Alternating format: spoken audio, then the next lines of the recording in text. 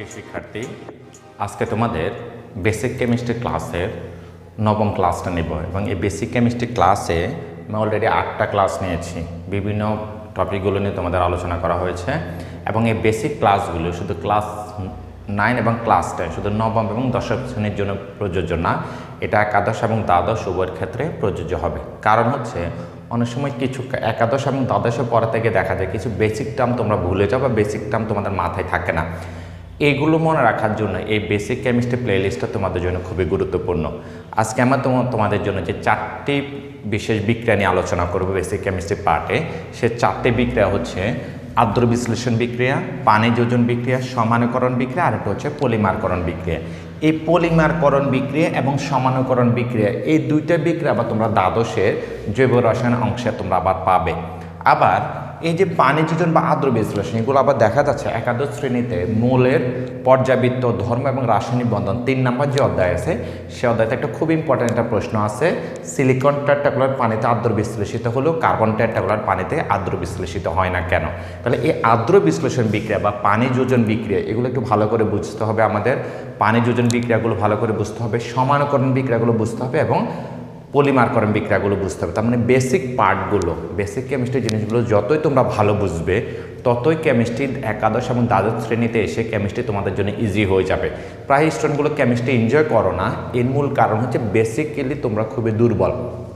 Basic টার্মগুলোতে তোমরা খুবই দুর্বল হয়ে থাকো।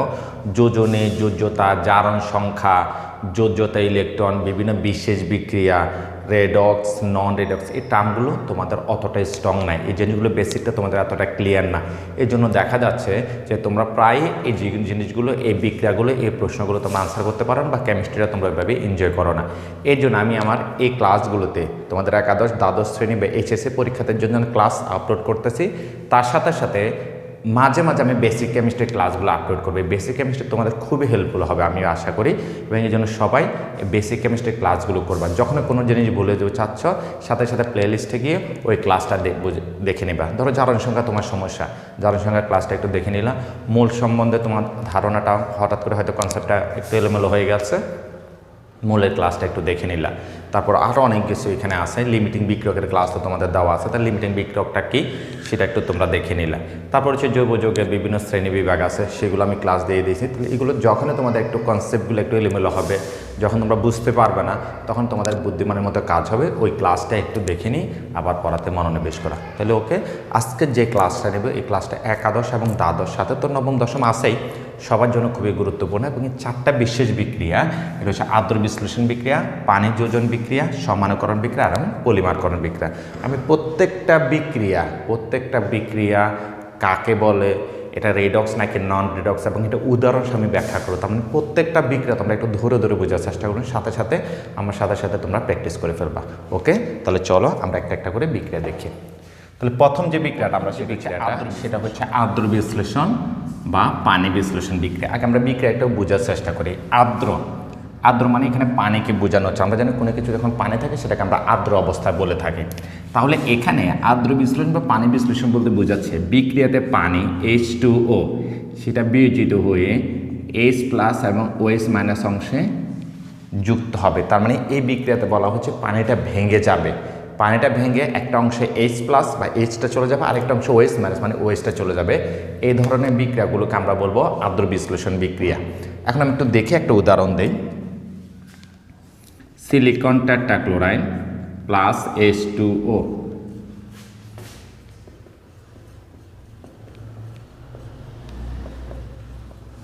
তাহলে এই বিক্রিয়াটা যদি তোমরা একটু ভালো করে খেয়াল করো, এই বিক্রিয়া সিলিকন টেট্রাক্লোরাইড পানির সাথে বিক্রিয়া করলে এই সিলিকনের সাথে চলে যাচ্ছে পানির OH এবং এই Cl এর সাথে চলে আসতে পানির H। তাহলে এই বিক্রিয়াতে কি হলো, পানিটা সম্পূর্ণরূপে ভেঙে গিয়ে দুইটা উৎপাদে পরিণত হলো।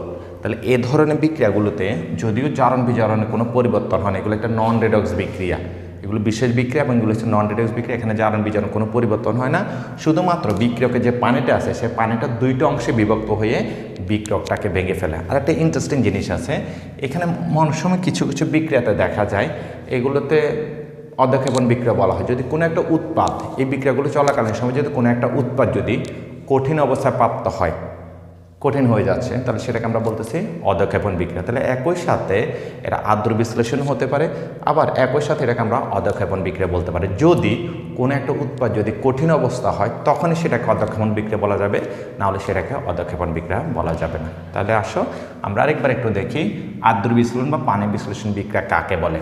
তাহলে আর্দ্র কথাটার মানে হচ্ছে পানি, যে বিক্রিয়াতে পানি এইচ এবং ওএইচে বিভক্ত হয়ে যায়, ভেঙে যায়, সেই বিক্রিয়াকে আমরা আর্দ্র বিশ্লেষণ বিক্রিয়া বলি। তাহলে সিলিকন ক্লোরাইডের সাথে যে বিক্রিয়াটা দেখলাম সেখানে সিলিকনটা ওএইচের সাথে আলাদা হয়ে গেল এবং সিএলটা এইচের সাথে আলাদা হয়ে দুইটা উৎপাদে পরিণত হলো। তাহলে এই বিক্রিয়াগুলোকে আমরা বলি আর্দ্র বিশ্লেষণ বিক্রিয়া।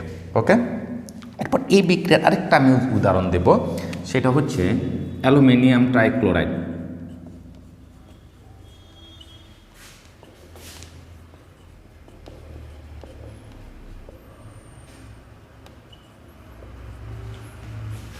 এখানে আমি যদি বিক্রিয়াগুলো একটু সমতা দেখাই, তাহলে তোমরা দেখো ওএইচ 4টা, বা যেভাবে সমতা আমরা করি না কেন, ক্লোরিন 4টা আছে, এখানে 4 দেব, ওএইচ 4টা আছে, তার মানে সিলিকন ট্রাইটেটগুলো 4 অণু পানির সাথে যুক্ত হচ্ছে।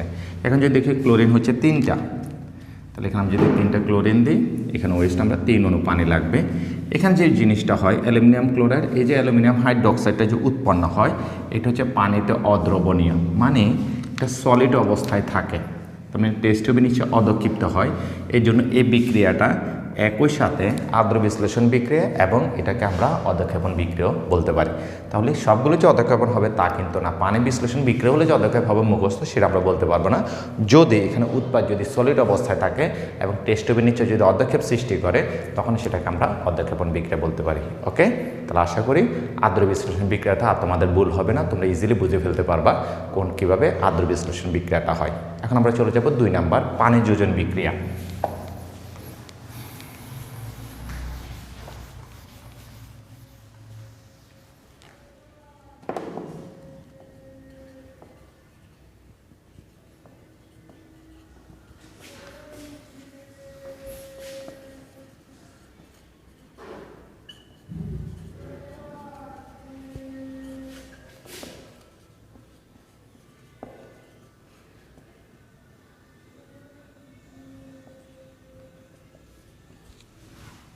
তাহলে আমরা এখানে একটু দেখি এখানে আমরা কী করলাম। এখন পানি যোজন বিক্রিয়া হচ্ছে সাধারণত আয়নিক যৌগগুলোর ক্ষেত্রে বিক্রিয়াটা দেখা যায়, যে বিক্রিয়াতে পানি H2O আকারে যুক্ত, মানে পানিটা ভাঙবে না, সেটা H2 আকারে উৎপাদের সাথে যুক্ত হয়। এটাকে আবার অনেক সময় আমরা সংযোজন বিক্রিয়া বলতে পারি, মানে দুইটা বিক্রিয়ক মিলে যখন একটা উৎপাদ হয় তখন সেটাকে সংযোজন বিক্রিয়া বলা হয়। তাহলে পানি যোজন বিক্রিয়া কিন্তু এক ধরনের সংযোজন বিক্রিয়া, কিন্তু এখানে একটা সিম্পল কনসেপ্ট আছে, সেটা হচ্ছে পানি যোজন যে বিক্রিয়াগুলো আছে সেটা হচ্ছে নন রিডক্স বিক্রিয়া, কারণ এখানে কারো জারণ বা বিজারণ অর্থাৎ জারণ সংখ্যা পরিবর্তন হচ্ছে না, কারো জারণ বা বিজারণ ঘটতেছে না। কিন্তু সংযোজন বিক্রিয়াতে সাধারণত জারণ বিজারণ হয় এবং এখানে জারণ সংখ্যার পরিবর্তন হয়, সেটাকে আমরা জারণ বিজারণ বিক্রিয়া বলি। তাহলে পানি যোজন বিক্রিয়া যদিও সংযোজন বিক্রিয়া মতোই হবে, দুইটা বিক্রিয়ক মিলে একটা উৎপাদ হয়, কিন্তু বেসিক পার্থক্যটা হচ্ছে একটা নন রেডক্স আর একটা হচ্ছে রেডক্স। তাহলে এখানে একটু ভালো করে খেয়াল করো, এই বিক্রিয়াতে কী হলো, কপার সালফেট 5 অণু পানির সাথে বিক্রিয়া করে কপার সালফেট পেন্টাইকো অর্থাৎ 5টা পানির অণুর সাথে যুক্ত হয়। এটা কপার সালফেট, এটাকে তোমরা জানো এটা আমরা ব্লু বিটল বা তুতে বলি। তাহলে জাস্ট যে বিক্রিয়াতে পানির অণু H2 আকারে যুক্ত হয়, অর্থাৎ পানি সরাসরি H2 আকারে 1 অণু পানি, 2 অণু পানি, 5 অণু পানি, 7 অণু পানি সরাসরি যুক্ত হবে, সেই বিক্রিয়াগুলোকে বলেছে আমরা পানি যোজন বিক্রিয়া। ওকে, তাহলে এখন এবার তোমরা নিজেরাই চিন্তা করো পানি যোজন বিক্রিয়ার সাথে আর্দ্র বিশ্লেষণ বিক্রিয়ার বেসিক পার্থক্যটা কি।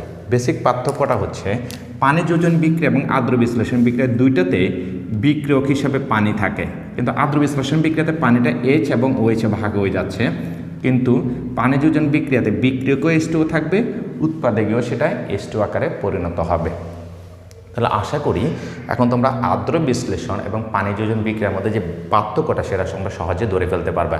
এবং যারা আমাদের এসএসসি পরীক্ষাতে তারা প্রায় এরকম একটা প্রশ্ন দেখো টেস্ট পেপারে, যে বিক্রিয়া দিয়ে 1 নম্বর এবং 2 নম্বর উভয় বিক্রিয়াতে বিক্রিয়ক হিসাবে পানি যুক্ত করা হলেও দুইটা বিক্রিয়ার প্রকৃতি দুই ধরনের। এটাই মূল কনসেপ্টটা হচ্ছে একটা পানি যোজন বিক্রিয়া আর একটা হচ্ছে আদ্র বিশ্লেষণ বিক্রিয়া। তাহলে এখন থেকে তোমাদের ভুল হবে না দুইটা বিক্রিয়া ধরতে, যেখানে পানিটা এইচ এবং ওইচ অর্থাৎ দুইটা অংশে ভাগ হয়ে যাচ্ছে সেটা হচ্ছে আদ্র বিশ্লেষণ বিক্রিয়া, আর যেখানে H2 আকারে থাকবে সেটা হচ্ছে পানি যোজন বিক্রিয়া। ওকে, তাহলে এই দুইটা বিক্রিয়া আমাদের এসএসসি লেভেলের স্টুডেন্টদের জন্য খুবই গুরুত্বপূর্ণ, কারণ এখানে আমাদের প্রায় পরীক্ষাতে এটা আমরা দেখি সৃজনশীল প্রশ্নে। এখন আমি চলে যাব 3 নাম্বার বিক্রিয়াতে।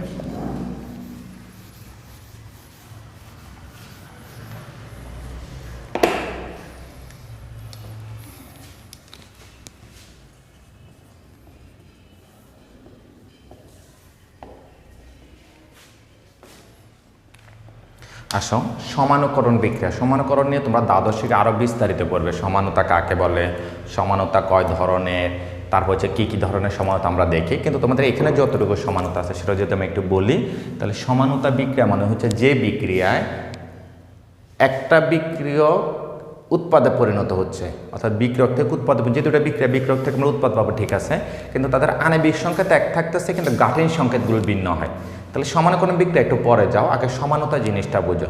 সমানতা হচ্ছে আণবিক সংকেত থাকবে এক কিন্তু গাঠনিক সংকেত থাকবে ভিন্ন, তার মানে ভিন্ন ভিন্ন যৌগতে তারা পরিণত হবে। তাহলে যে বিক্রিয়ায় বিক্রিয়ক উৎপাদে পরিণত হয় কিন্তু তাদের আণবিক সংকেত এক থাকে কিন্তু গাঠনিক সংকেত যদি ভিন্ন হয়, এই ধরনের বিক্রিয়াগুলোকে বলি আমরা সমানুকরণ বিক্রিয়া। তাহলে এরকম একটা বিক্রিয়া তোমাদের বইতে আছে, সেটা হচ্ছে অ্যামোনিয়াম সায়ানাইড দিয়ে দেওয়া আছে NH4CNO। অ্যামোনিয়াম সায়ানাইডকে যদি আমরা উত্তপ্ত করি এখান থেকে পাবো আমরা ইউরিয়া। এখানে হচ্ছে এটার নাম হচ্ছে অ্যামোনিয়াম, তাপ দিলে অ্যামোনিয়াম সায়ানাইড।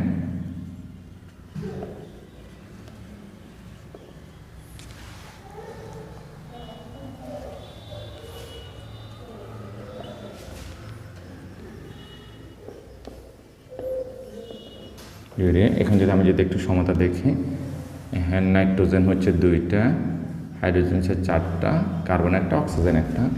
এখানে নাইট্রোজেন 2টা, হাইড্রোজেন 4টা, কার্বন একটা, অক্সিজেন একটা। তাহলে তোমরা যদি এখন আমার সাথে একটু দেখো, এই যে দেখো 2টা নাইট্রোজেন, 4টা হাইড্রোজেন, একটা কার্বন একটা অক্সিজেন। এখানেও 2টা নাইট্রোজেন, 2টা হাইড্রোজেন, একটা কার্বন একটা, তার মানে 2টার আণবিক সংকেত এক। আণবিক সংকেত মানে হচ্ছে কতটা কার্বন আছে, কতটা নাইট্রোজেন আছে, কতটা অক্সিজেন, তার যে সংখ্যাটা সেটাকে বলছে আণবিক সংকেত। আর গাঠনিক সংকেত সেটা দেখতে কীরকম, সেটা গঠনগতভাবে কীরকম সেটাকে বলেছে তার গাঠনিক সংকেত। তাহলে এখন খেয়াল করো গঠনগতভাবে ভিন্ন, এটা হচ্ছে অ্যামোনিয়াম সায়ানাইড, এটা হচ্ছে ইউরিয়া। তাহলে যে বিক্রিয়াতে আমরা একটা আণবিক সংকেত তাপ দিলে আরেক ধরনের যৌগ তৈরি হয়, তাহলে এই বিক্রিয়াগুলোকে আমরা সমানুকরণ বিক্রিয়া, এবং এখানে 2টার আণবিক সংকেত কী থাকবে, সেম থাকবে, তাহলে সেগুলোকে আমরা বলি সমানুকরণ বিক্রিয়া। আর একটা সমানুকরণ বিক্রিয়া তোমরা পাবা, তুমি একটু বলে দিই দ্বাদশে গেলে তোমরা একটা পাবা, সেটা হচ্ছে CH3CH2OH, এটার নাম হচ্ছে ইথানল। ইথানলের একটা সমাণু আছে CH3OCH3, এটা হচ্ছে ইথার, ডাইমিথাইল ইথার, বা এটা একটা হচ্ছে ইথারীয় যৌগ। তখন সময় অ্যালকোহল থেকে ইথার এবং ইথার থেকে অ্যালকোহল, এই ধরনের কিছু সমানতা তোমরা পাবে। এলডিহাইড থেকে কিটোন, অ্যালকোহল এবং ইথার, এগুলো তোমরা একটু দ্বাদশে গেলে পাবা। কিন্তু আপাতত উপরে বিক্রিয়াটা তোমাদের একটু মনে রাখলে চলবে। অ্যামোনিয়াম সায়ানাইড থেকে তাপ দিলে সেখান থেকে ইউরিয়া তৈরি করা হচ্ছে, 2টার আণবিক সংকেত এক কিন্তু গাঠনিক সংকেত ভিন্ন। এই ধরনের বিক্রিয়াগুলোকে বলবো আমরা সমানুকরণ বিক্রিয়া। ওকে, এখন আসো আমরা 4 নাম্বার বিক্রিয়াতে চলে যাব, পলিমারকরণ বিক্রিয়া। পলিমার কেমিস্ট্রিতে খুবই ইম্পর্ট্যান্ট একটা টপিক, এবং অসংখ্য পলিমারকরণ বিক্রিয়া তোমরা দ্বাদশে গেলে পাবা, মিনিমাম 6-7টা আছে, এবং এই ক্ষেত্রেও এখানে তোমরা পলিমারকরণ বিক্রিয়া নিয়ে কিছু আলোচনা পাবা চ্যাপ্টার 11-এর শেষের দিকে। তাহলে এখন আসো নাম্বার 4,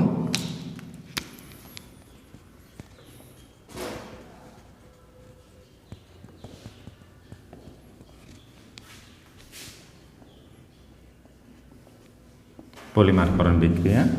সেখান থেকে আগে আমি একটা ছোট্ট একটা কথা বের করে নিই,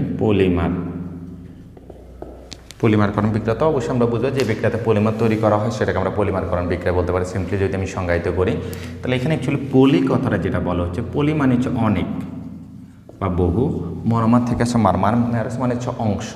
তাহলে যে বিক্রিয়ায় অসংখ্য মনোমান নিয়ে একটা বৃহৎ যৌগ পলিমার গঠন করে তাকে বলা হচ্ছে পলিমারকরণ বিক্রিয়া। তাহলে আমি কি বললাম, যে বিক্রিয়াতে অসংখ্য মনোমার নিজেদের সাথে যুক্ত হয়, সেখানে হচ্ছে আমরা উচ্চ তাপমাত্রা ব্যবহার করি, উচ্চ চাপ ব্যবহার করি, প্রভাব ব্যবহার করি, এটা ঠিক আছে। এগুলো ব্যবহার করে যখন অসংখ্য মনোমার থেকে আমরা পলিমার তৈরি করি যে বিক্রিয়াতে বা যে প্রক্রিয়াতে, সেই বিক্রিয়া বা প্রক্রিয়াকে বলা হচ্ছে পলিমারকরণ বিক্রিয়া। তার মানে এখানে মনোমার থেকে কি তৈরি হচ্ছে? পলিমার তৈরি হচ্ছে। তাহলে একটা এক্সাম্পল দেখো, CH2 ডাবল বন্ড CH2, এটা হচ্ছে ইথিন। এখানে একটা ইথিন থাকার কারণে তাকে আমরা বলতেছি মনোমার।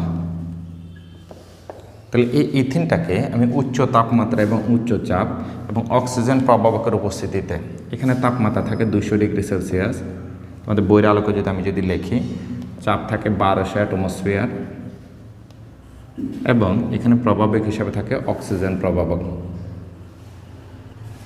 তাহলে 200 ডিগ্রি সেলসিয়াস তাপমাত্রায় 1200 অ্যাটমসফিয়ার চাপে অক্সিজেন প্রবাবকের উপস্থিতিতে N সংখ্যক ইথিনকে যদি আমরা পলিমারকরণ করি, যে পলিথিন তৈরি হচ্ছে,